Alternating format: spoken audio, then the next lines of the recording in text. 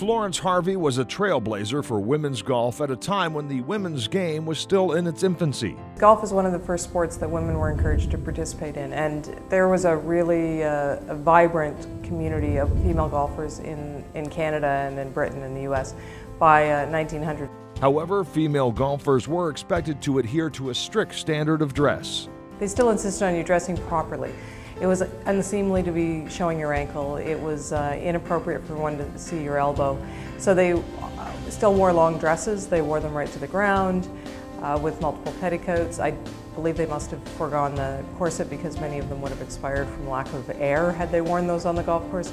But they had generally had on long sleeve blouses and quite often a jacket over it. So you just imagine the amount of attire that they're wearing. And they're playing the game, so it was more often played in the spring and the fall than it was in the height of the summer. After picking up the sport in 1900, Florence Harvey had immediate success. By 1902, she was the champion at their club, and in 1903, she won the national championship, the Canadian Ladies, what was called the Canadian Ladies Open Championship. She won that in 1903 and 1904. So she was everything that I've read about her implies that she was a natural athlete. She took up golf and she was very, very successful at it at an early age. Golf was becoming more than just a sport to Harvey. It began influencing what she did off the links as well. She found it a huge part of her social life, if I read between the lines properly.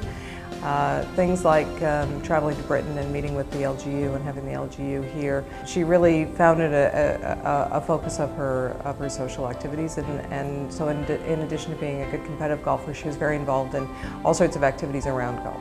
One friendship she developed through golf quite possibly cost her the 1910 U.S. Women's Amateur, where Harvey lost to another Hamilton Golf and Country Club member.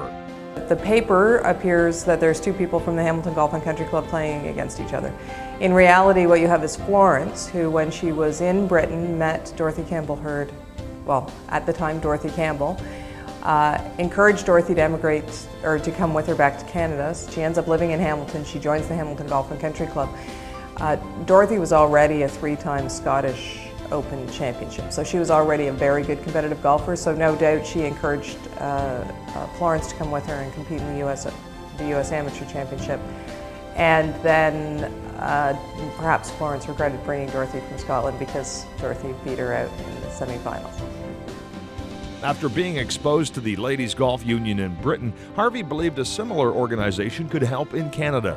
They could encourage women to play and set up championships and events that were driven around women and recognize the role of women and not be managed by the Men's Association. So the LGU had been around since, as I said, I would say the 1890s, maybe even a little earlier.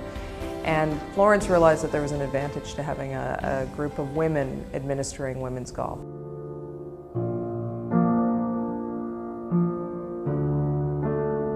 But in 1914, unrest was occurring throughout Europe. War had been declared. Influenced by her British golf counterparts, Harvey wanted to help out. Many of the women in Britain and the women golfers in Britain were doing active duty in one way or another to help the war effort. And Florence had wanted to immediately go to Britain and serve in some capacity within the service. Her parents wouldn't let her. Harvey stayed in Hamilton and used the Canadian Ladies Golf Union to raise money to purchase an ambulance for the war effort. She would eventually serve in 1918, volunteering with the Red Cross as an ambulance driver for the 1st Serbian Army. Whether it was helping overseas or promoting women's golf, Florence Harvey made a significant contribution in whatever she did. She made a huge impact in that time that she was engaged in the game, and you can really see her influence on all aspects of the women's game when you're looking at the early years in Canada. The Hamilton Sports Hall of Fame welcomes Florence Harvey.